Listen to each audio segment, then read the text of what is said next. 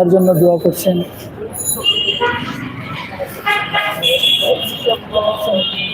শরীফ ইসলাম হাবিব ভালোবাসার প্রতি টান আছে।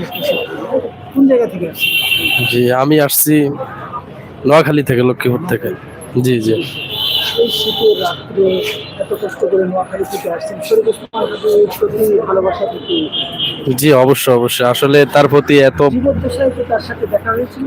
যে বেঁচে আগে কখনো দেখা হয়নি, কিন্তু তার বক্তব্যগুলা শুনতাম, সবসময় খেয়াল করতাম। সোশ্যাল মিডিয়াতে বিভিন্ন জায়গায় তার তার বক্তব্যগুলা শুনতাম, তার কোন জানতাম। কথাটা আপনার মনের ভিতরে গেছে, কোন কথাটা বেশি ভালো লাগছে? তার একটা কথা আমার সবসময় খেয়াল করতাম যে ইনসাফের পক্ষে সে সবসময় অটল ছিল।